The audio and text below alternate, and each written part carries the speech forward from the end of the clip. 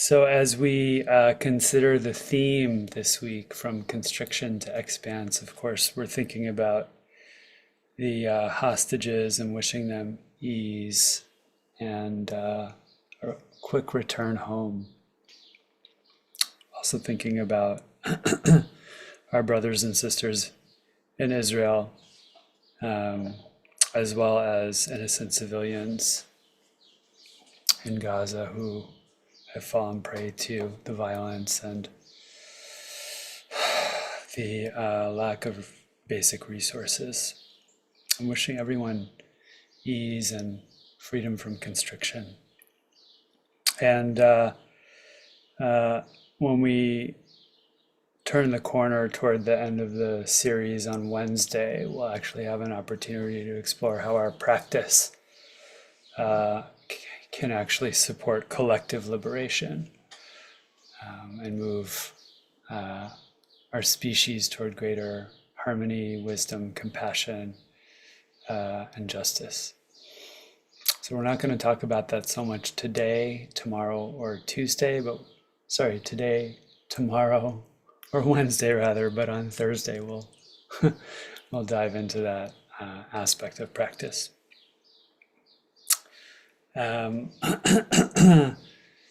So I would like to invite Jet to please put up our texts for today that are going to frame our practice. In case you don't know me, by the way, my name is Rabbi Sam Feinsmith. I'm a member of the senior core faculty at IJS. My preferred pronouns are he, him, his, and I'm calling in today from the ancestral land of the Council of the Three Fires, the Potawatomi, Ojibwe, and Odawa people who lived here for thousands of years, long before white settler colonialists arrived.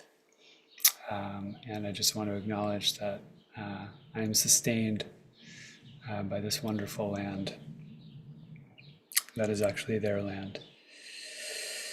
We're going to be looking at a number of sources here. I realize I misnumbered them as I'm looking at this, but that's okay. And our theme for today is know thyself. Know thyself. In Hebrew, da et atzmecha, or de'i et atzmecha. And we might be wondering already, what does that theme have anything to do with moving from constriction to expanse, right? From servitude to freedom? And I'm hoping that during the course of the next number of days, we'll come to understand firsthand how the work of remembering who we truly are, knowing our true nature, can actually be one of our greatest allies in helping us to move toward greater freedom from all that may weigh us down or make us small or narrow or contracted. We have this beautiful teaching of Rabbi Nachman of Bratslav, one of the great Hasidic masters, the grandson of the Baal Shem Tov, the founder of Hasidism, who says that the exodus from Egypt occurs in every human being, in every era, in every year, and even on every day, right? So, we make all of these preparations for Passover, this very big festive event, that requires so much effort and energy. And we spend, however long we do, but for those of us who practice, traditionally the entire 7 days plus an 8th day here in the diaspora, which my wife, by the way, calls diaspora penalty day. But we spend this whole time really kind of soaking in the waters of freedom, right? Exploring that theme in our lives, and really, in some ways, paying attention to the ways in which we may not yet be free, both personally and collectively, and trying to address the ways in which we're not yet free and cultivate greater freedom. And Rabbi Nachman says, yeah, that's true. We spend this very intensive time doing that once a year, but actually, it's really so that we can remember that every single day of our lives, we're going free from Egypt, or to say it differently, the possibility that we might go free from Mitzrayim, right, which comes from the same root as the narrow place, Meitzarim. That possibility is available to us each and every day of our lives. You might even say each and every moment, right? And that's been true really since time immemorial. And we might say, yes, that's wonderful, but how, right? How do I go free from Egypt today, now, in this moment? And so we have this beautiful teaching of Rabbi Menachem Eckstein. Originally, his book was published under the title Tna'ei HaNefesh Lahasagat HaChasidut, which means the conditions of the soul for attaining piety, saintliness.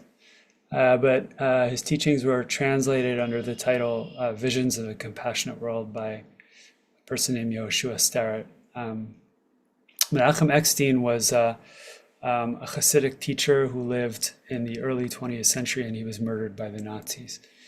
He says that the fundamental teaching of Hasidic wisdom, the essential lesson for all those who wish to enter its inner worlds, is know thyself. We see Hasidim now walking down the street, let's say in Crown Heights, Brooklyn, or elsewhere, and we think, well, maybe that world is very far away from me. But what he's saying here is, that whole lineage, that whole tradition that came from the Baal Shem Tov, the founder of Hasidism, who passed away in 1760, it's really ultimately about self-knowledge, knowing who we truly are. And he explains, how do we actually do that? He says, cultivate the skill of introspective self-observing. Learn how to witness your natural tendencies from a disattached perspective and how to recognize them well. Essentially what he's describing here, though he wouldn't use this word because it's a word that, has become more popular recently, he's saying we need to practice mindfulness so we can know who we truly are, right? And then he says something that we might find a little bit off-putting, because generally, I think, at least at IJS, when we teach mindfulness, we really talk about the practices supporting us to cultivate wholeness, or shlemut, right? But he's describing something here that can be very helpful in our practice, and I want to invite you to put judgments on the side for a minute, right? So we can really begin to get in at what he's inviting us into. He says, divide yourself in two. Divide yourself in two. Liberate yourself from your normal, mundane consciousness, from the natural preoccupation with daily life, from being so affected by the constant flow of external events, right? That's one aspect of our being that we tend to get blended into, overly identified with, completely transfixed with, captivated by our preoccupation with daily life and the constant flow of external events. That's one way of being, right? We could say that's one identity that we have, the person who's very involved with the temporal events of our lives and of the world. And he says then, you can also identify yourself with a higher level of human consciousness. That's available to us. And the implication here is that, the person we really are, or we could say our true nature, which perhaps is not personal at all, I'll just put that out there right now as an idea. We'll explore that later as the week goes on. But, our true nature actually is free of the preoccupation with all of the mundane experiences that we are constantly experiencing in our lives. And it is accessed, right, by relinquishing our attachment with, or our preoccupation with, our normal mundane consciousness and the preoccupation with daily life, and being so affected by impermanent events that are constantly transpiring, and instead resting into, or coming to know, or coming to identify with a higher level of consciousness. Okay.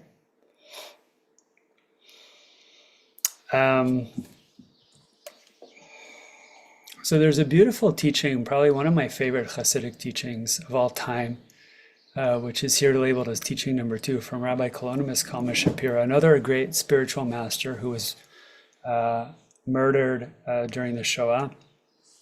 And we only have this book, Derech HaMelech, which is his Hasidic commentary on the weekly Torah portion and the holidays, because he buried his manuscripts of this and a number of other writings in a tin can in his yard in the Warsaw Ghetto. And he left a little note that said, if you find these, please send them to my brother in Palestine. His brother was an important character in the religious Zionist movement in Israel. in the early 20th century. And a Polish construction worker had the decency after the war, when he found the tin can, to actually send them along to what was then still Palestine. As a result, we have this book. It's really a gem, and it's literally a firebrand plucked from the fire. Unfortunately, Rabbi Shapiro had a chance. He had a chance to be smuggled out of the ghetto, and he refused. He insisted on staying with his flock, and he died with them in the camps. And here's what he said. God said to Adam, Ayeka. The first question in the Torah, God said to Adam, the first being, first human being, where are you? And we all know, right? God's not asking about Adam's geographic whereabouts, because God has the greatest GPS ever of all time, you know? God could easily know where Adam is. The question isn't for God, the question is for Adam. And our teacher understands the question to be as follows, right? For immediately after this great change, after this horrible fall from the Garden of Eden to the lowest realms of Sheol, hell basically, right? God save us. And into a state of enslavement to unwholesome desire. The very essence of the human being was lost and missing, such that God had to ask him, Ayeka. God wasn't asking about where Adam was physically, he was asking about him spiritually, right? His spiritual whereabouts, his spiritual state. You know, essentially, now that you've become so enslaved to desire for material pleasure, right? Where's your humanity? Where's your humanity? Where's your essence? What makes you truly human? So that's an interesting way of understanding God's question to Adam. And then the Piazetzner Rebbe here, Rabbi Klonos Kalma Shapira, he's called the Piazetzner Rebbe, by the way, because he was the rabbi, he's the Hasidic Rebbe of a satellite town of Warsaw called Piazetzna that eventually was liquidated when all the Jews were brought into the ghetto. He says, when we experience a distressing matter, we worry and we find it difficult to be joyous. When we experience a joyous matter, we are happy and find it difficult to worry. He's pointing to our experience now, right? He's not talking theoretically. He's not talking abstractly. He's saying, you know, when we have these strong emotional experiences in life, we tend to get tunnel vision. We become wrapped into, blended into the experience. We lose our sense of perspective. We forget the bigger picture. Right? And given that this is so, he says, we are like a mere inn for the thoughts of the world that pass and return, go and come. Just to say that, you know, these experiences that we become so attached to, so preoccupied with, whether joyous or difficult, right? They're elicited by something outside of us. You know, we heard the news of the attack the other night on Saturday night here at home when we turned our phones back on after Shabbat. And of course, it elicited tremendous worry. You know, it was very difficult to be happy in those moments. We were wrapped up in the fear and the worry about, you know, what was going to happen next. And we may still feel that way. So it's hard to be happy. But the inner state that I experienced on Saturday night came directly from an external event, right? And as those external conditions arose, so did my inner response. Right? But because that experience is conditioned, it's also impermanent. And when the conditions fall away that elicit that response, the response internally will also fall away. And given that that's the case, he says, basically we're like a hotel for all of these thoughts and emotions that are passing through us. Right? Yet our essence, who we truly are, is not to be found. Right? If that's how we're living, if we're constantly getting blended into, right, wrapped up into these external events that elicit internal responses on our behalf, emotions, thoughts, beliefs, reactions, whatever the case may be, right, we lose sight of who we genuinely are, he says. And he says, therefore, it's a really good practice to collect our thoughts daily, observing them to discern whether they are anything more than phenomena conditioned by time in the world. Observe your thoughts, he says, and check it out, right? See, are your thoughts inherent to you, or are they conditioned by external events and phenomena, or your history, right? Or your culture, or a number of other conditions that elicit certain thought patterns inside of us, certain emotional patterns. And just as time in the world changed, so do our thoughts.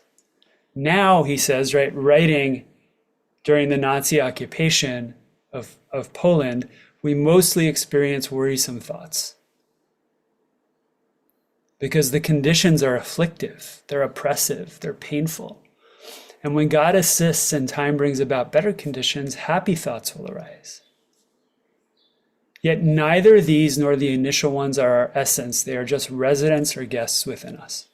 Can you imagine, right, the spiritual awareness and equanimity of a Rabbi who's in the midst of the most horrific conditions, and he says, yes, we're worried. Yes, we're anxious. Yes, we're traumatized. All that's true, but it's not who we truly are. All of that stuff is conditioned. It's moving through us. It's not our genuine nature. Would that we would all have the presence of mind to be able to not only say, but feel and know internally that to be true here and now in the midst of the difficult circumstances that we've been experiencing since October 7th. He says, right, first they were unwelcome guests, and now they are delightful, revolving according to the world and the day, right? When thoughts of worry and anxiety and fear and anger and reactivity move through us, they're not pleasant guests. We don't really want them to stick around. Isn't that true? We want them to go away. And then when delightful thoughts like joy, love, compassion, reverence, openness, when those kinds of thoughts move through us, we want them to stay forever. But either way, they're just guests and they're conditioned. So he says, Ayeka. Now he's not, right, describing God's conversation with Adam anymore. He's turning to each of us and saying, where are you? Where's the real you, right? Where is the real you, your essence? If we are truly present in our spiritual home, in our essence, perforce, joy won't take control of our mind and worry won't direct us quite as much. In other words, if we can really discern who we truly are, right, we will find ourselves in a state of greater equanimity, where we are free from conditioning and free of the constant reactivity, the limiting beliefs, and the limiting responses that we have to the conditioned phenomena of this world as they elicit all kinds of difficult internal content for us. Jet, you can let go of the screen share now. Okay? So this is the framing for our work this week. Okay? What we're going to be working at is beginning to be able to discern the difference between our conditioned emotions and thoughts as they move through us and our genuine nature. Because the invitation here is to know ourselves, and in so doing, to reclaim our inherent freedom.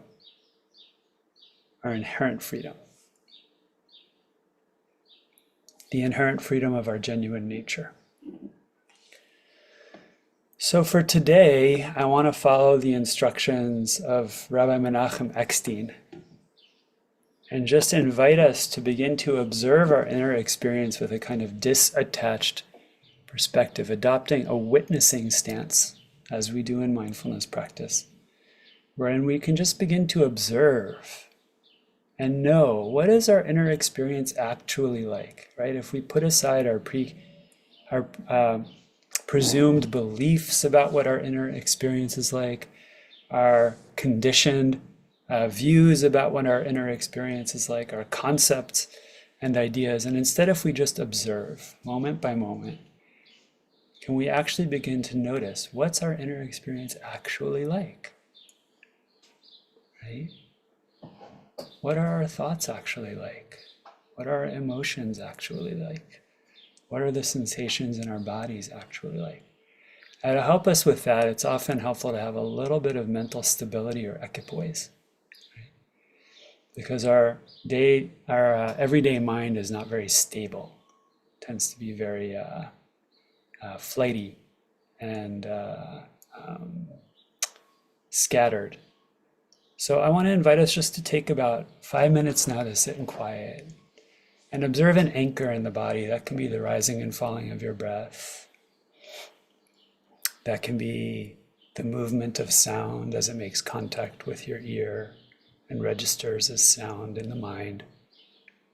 Or it could be the feeling of contact between your body and the support upon which you're sitting, or even your body in itself. So for example, you can become aware of the sensations of your bottom in the chair or on the couch or on the cushion, or the sensations of your hands resting in one another or making contact with one another, or making contact with your pants or your skirt. And none of these invitations are required. These are just suggestions. But please choose one anchor that you feel will be somewhat stabilizing for you, and stay with it. Again, the breath as it moves through your awareness, the sounds as they come and go, or the feeling of contact between your body and its support, or your body and itself. And in about 5 minutes, I'll give additional instructions. But even now, we can begin to notice it's all changing, it's all moving, right? The breath is moving, it's changing. Sounds are moving and changing. Sensations of contact between the body and the support upon which you're sitting, or the body in itself, they're changing. Are they not?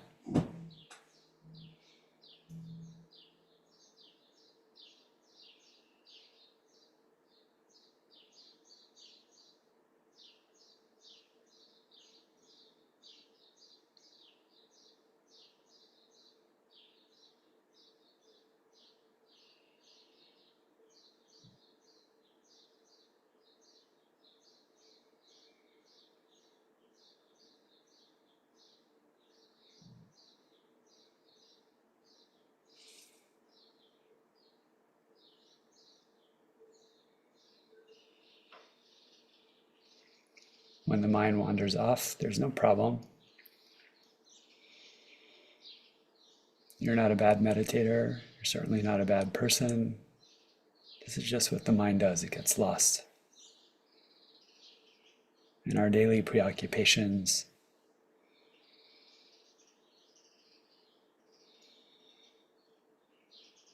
in our conditioning,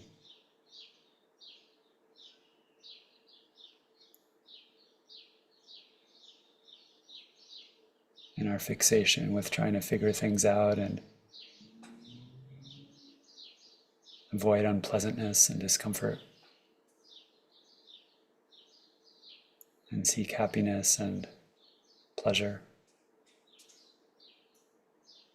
So we can just notice that and come back to our anchor.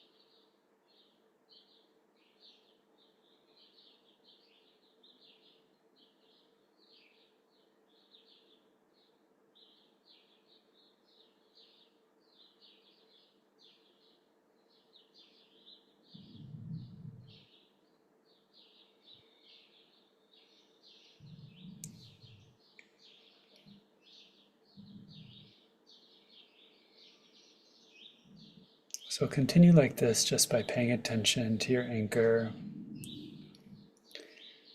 And I want to add one component here for the duration of the sit, which is that whenever you get lost,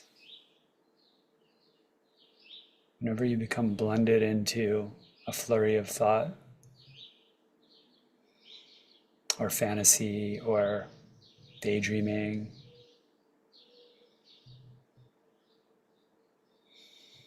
or memories,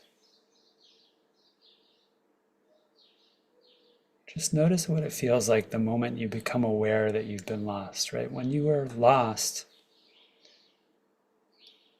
was it not true that your whole sense of self became wrapped up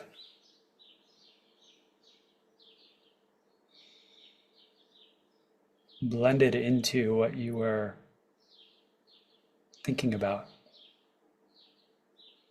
But what happens the moment you're awake, the moment you realize, oh, I'm lost?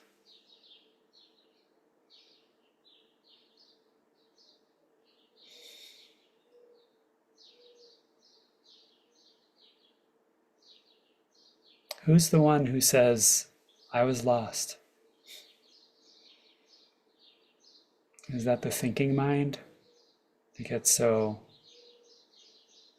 riled up about things,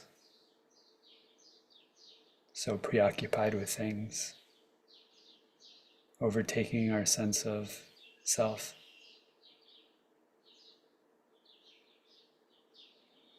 Or is it the witness, the observer?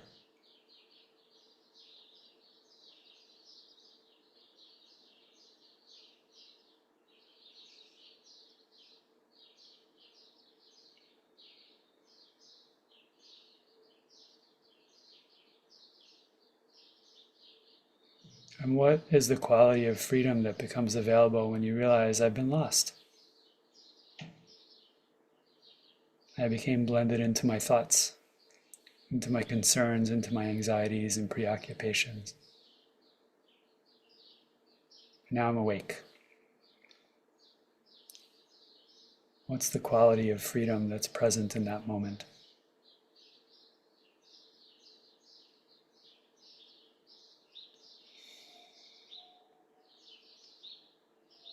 What are you free from? What are you free to do?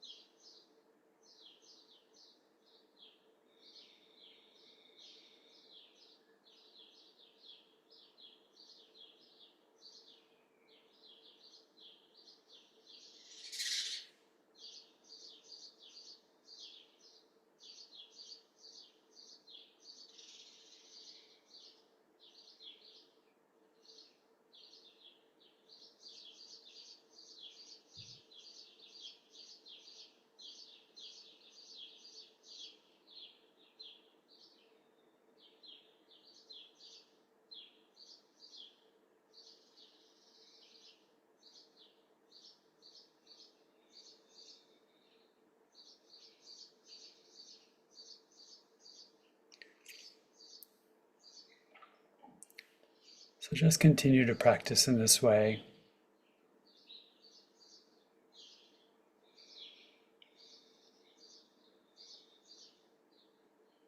Adopting a witness stance.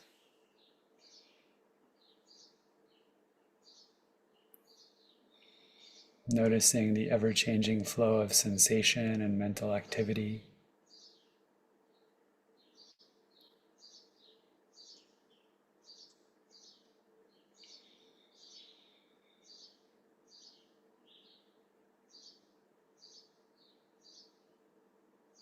And if you get lost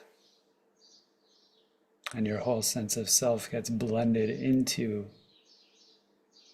the activity of the mind, just notice what freedom, if any, becomes available when you remember and recognize that you've been lost. Because the moment that you're lost, you're not.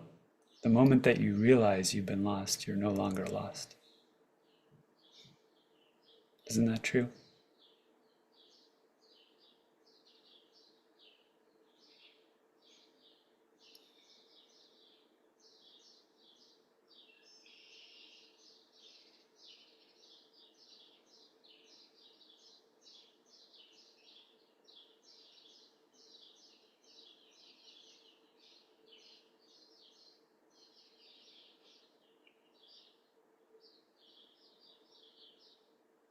What happens if you relate to that moment when you're no longer lost as a kind of mini exodus?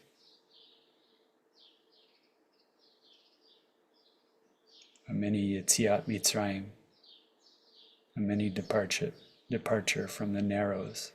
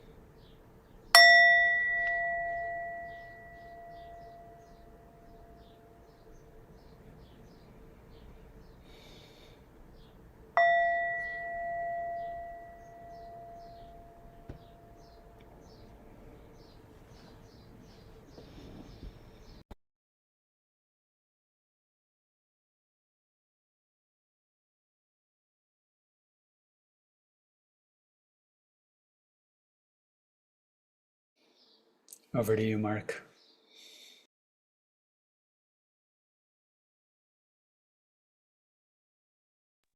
Thank you so much, Sam. Friends, let's seal that beautiful practice, offering an opportunity for those of you who are in mourning, observing yahrzeit, or if it's your custom to join in the Kaddish to do so. If you're not reciting Kaddish, it's an opportunity to be present for those who are. So we hope you'll stay present for them and offer your compassion and support. You can put the name or names of those you're honoring today in the chat now or after after we recite Kaddish. Thanks to Jet for sharing the words on the screen. If you're reciting Kaddish, please join me by rising in body or in spirit, and you can unmute at this time.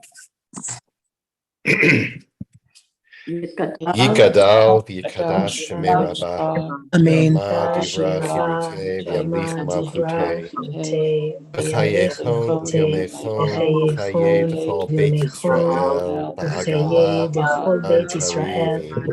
v'zman karivim. Amen. Hey Shmei Rabba Mevarach Amuram Amriya Yitbarach Yishtarach Yitbar V'Karmam V'Yitnaseh Yithadar V'Yitalel Yitalal Shemei Dekudsha Breichu Ve'ela Mikol Birchata V'Shirata Tushbechata V'Nechamata Da'amiran Ba'alma V'Yimru Amen Yehi Shalama Rabba Shemaya Chaim, Aleinu, V'Yachol Yisrael, V'Yimru, Amen. Shalom Yeramav, V'Yaseh Shalom, Aleinu, V'Yachol Yisrael, V'Yachol Yoshvei Tevel, V'Yimru, Amen.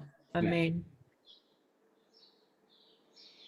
Friends, thank you so much for joining us today, and hope you'll be able to be with us for the rest of this week. Reminder that we're meeting until through Thursday this week, not on Friday.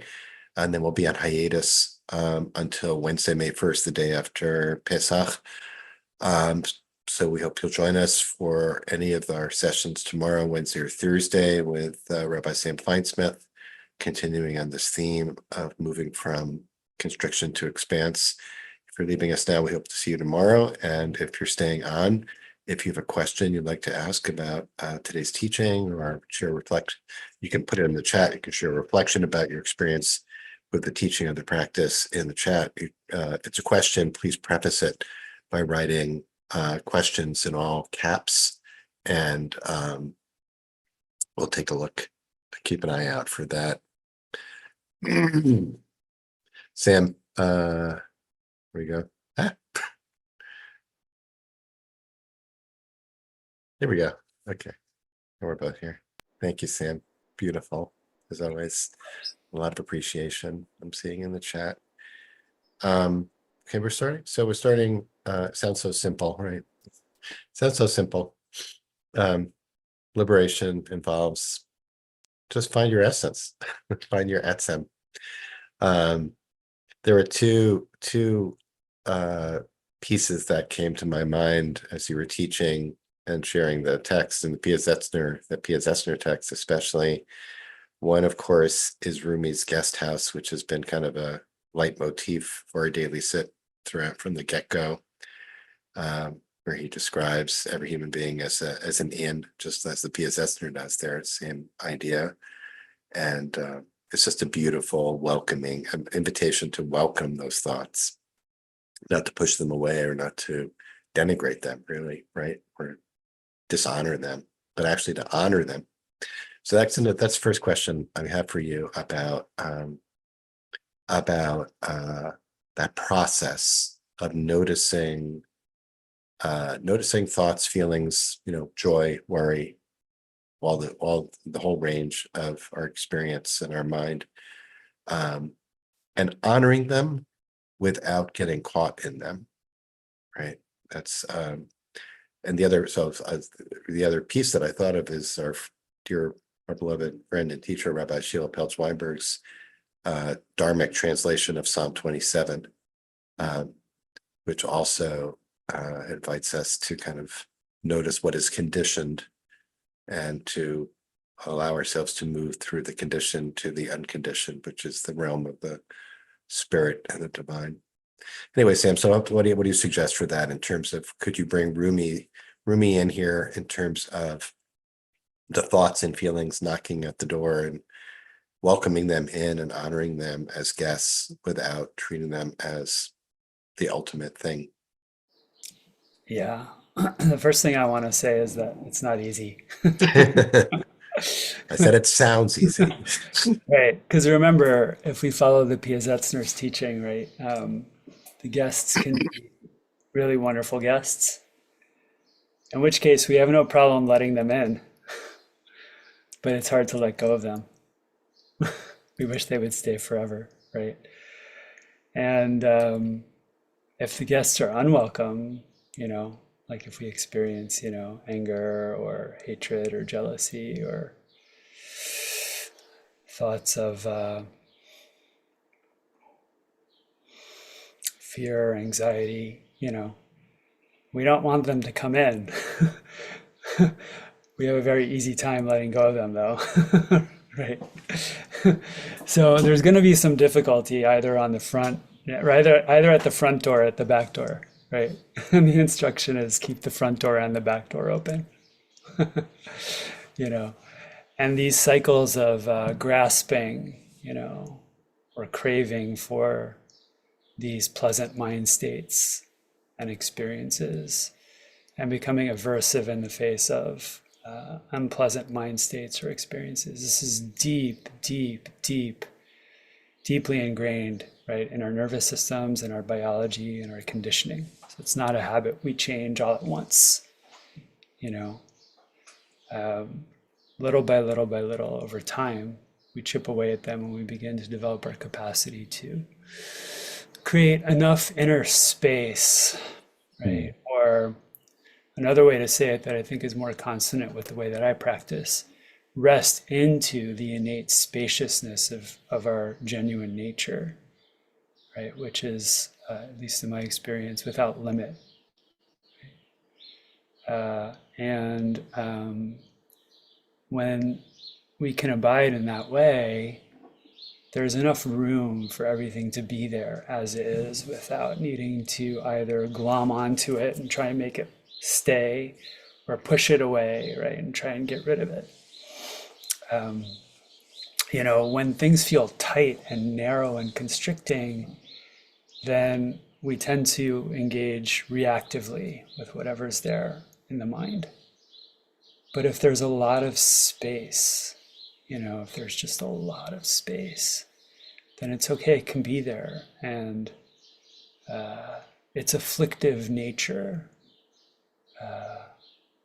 becomes less pronounced and sometimes falls away altogether, right? Because so much of the affliction comes from the craving, right? The desire to hold on to what's pleasant and push away that which is unpleasant, which is just the flip side of the craving, right? It's really ultimately about craving and grasping.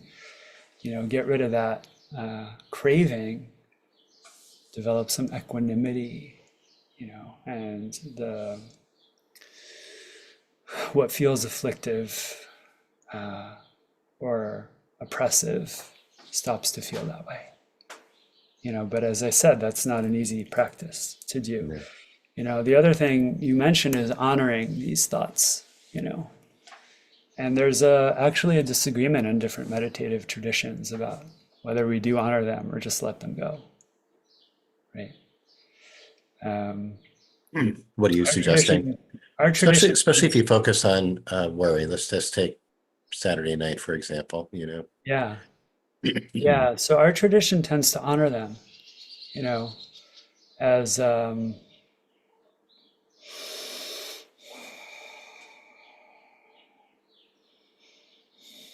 parts of ourselves that are alerting us to something that needs attention, you know. Like on Saturday night, the fear, the anxiety, for me, there can be an aspect to it that can be really afflictive, right? But I can also invite it in to be my teacher, right? To help me wake up in the midst of difficult circumstances, you know. And there's a whole, like we could do a whole series about that.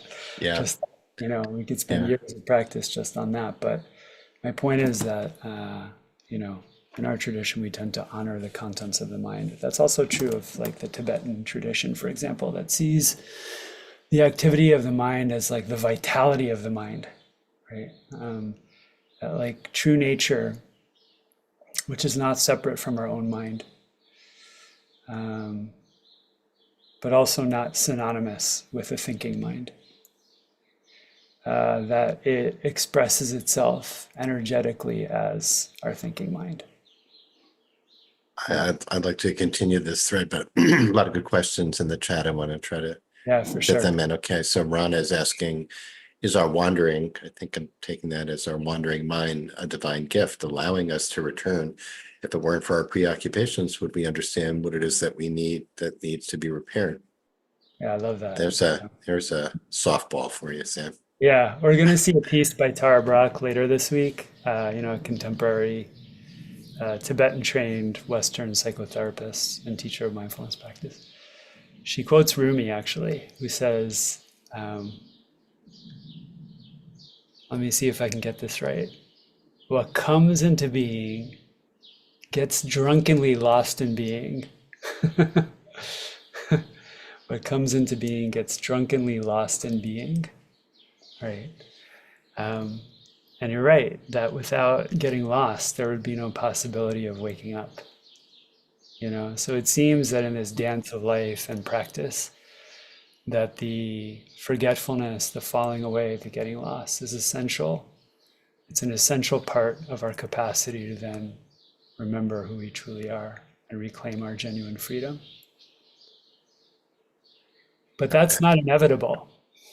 It's not inevitable that we're going to use the moments when we're lost to wake up to who we truly are. Right? That depends on our willingness to practice with devotion and dedication.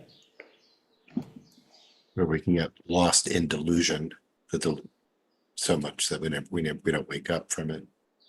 Yeah. Or maybe we don't even want to wake up. Right. Well, we see quite a bit. Unfortunately, it seems like we see quite a bit of that at work these days. There's a question from Margaret, not your money, but another Margaret, I assume. With great respect, I'm having difficulty with the view of essential human nature and a proliferation of distinctions between genuine true essence and the other stuff. Also with the thinking versus the observing supposed parts of myself. Help! Yeah, great. I love that. I heard a talk recently that was so helpful for me around this question. I just want to share the contents. Sometimes in these teachings, when teachers talk about essence versus expression or true nature versus diluted nature, or deep nature versus surface nature, things like that, right? There's a lot of ways to talk about it. It sounds like, we're split in two, just as the teacher that I quoted before, Rabbi Menachem Eckstein, actually instructs us, right? Divide yourself in two.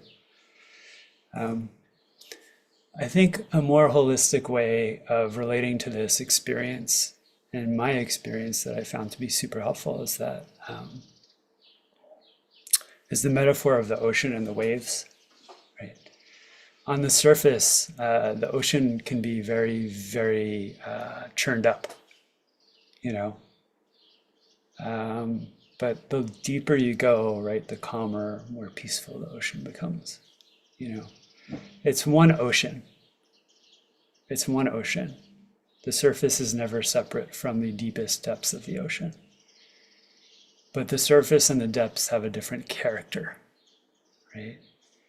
They have a different character. So what I would say is that the mind has only one nature, right? In other words, there's only one mind. There are not separate minds. There's only one mind. At the surface level, the mind is very stormy and agitated, right? But the more we practice and rest down into the deep nature of the mind, the calmer and more peaceful and free it becomes. Also at the surface, each wave has its own identity and shape and form, you know, like each thought, each emotion, each sensation at the surface level, it's very distinct. Looks like there's a lot of different realities, right? Different entities, a lot of duality and division. And when I look out at the world, I see only, difference, division. But then the more we go into the deep nature of that same ocean, right, the more we begin to recognize the essential oneness that undergirds all of being and infuses all of being. So again, it's not two separate entities, right? It's just really like deep nature and surface expression. So, well, we just have 2 minutes, but so before we wrap up, Julia's asking, and I guess this goes to that question about having one mind, and Rabbi Eckstein's advice to divide ourselves in two, like how to do that. But Julia's saying, sometimes when I meditate, I'm mostly focusing on my breath, but I'm also aware of thoughts, 80%, 20%. This is evidence that while I'm in my day-to-day experience, there can also be a small part of my attention that's in awareness, I guess Julia's saying, in pure awareness, right? So I'm wondering about how to reconcile that paradox of there being like one mind and holding both at the same time, holding awareness of that deeper reality, of awareness, what you're just describing, awareness of the waves and awareness of the deeper reality that transcends that. Yeah, it's such a good question. It takes training, it takes practice, you know. And the good news is we don't have to go and like buy something we don't have and internalize it and take it into ourselves. That's the good news. It's already there inside of us. Deep nature is already there, right? That's the good news. The hard pill to swallow is that we have to practice, and there's a lot of skillful means for doing that, you know. One thing that I often do in my practice is that I pendulate my attention between the foreground and the background. Right? So if you think of thoughts as being in the foreground, right? The background is the knowing space in which they're arising, the knowing space in which they're arising, right? You could say the thoughts are the content and the knowing space is the context, right? So I'll pendulate my attention, like I'll look at the objects, the thoughts, the feelings, the sensations, and I'll focus on them. And then for a while, I'll let go of that, right? Without trying to get rid of anything and just rest back into the context, right? The big sky-like awareness. And then I'll come back and then I'll, rest back and then I'll come back and then I'll rest back. And over time, right, what develops is the capacity to be in both simultaneously. That's one way, but there are literally thousands of skillful means to help us develop the capacity to be in the world and simultaneously resting in our deep nature. So let's close here. We're at time. I want to respect our time and thank everyone. Sam, thank you for this beautiful teaching, a beautiful start, and a beautiful way to begin to prepare our inner life, our inner self for Passover. And thanks to Jet for holding our space as always, and to each of you for being here. And we'll look forward to the second installment tomorrow. Rabbi Josh Vagelson will be here to host, and I'll be back on Wednesday. Look forward to seeing you then. Okay, everyone. Blessings. Everyone be well. Thanks.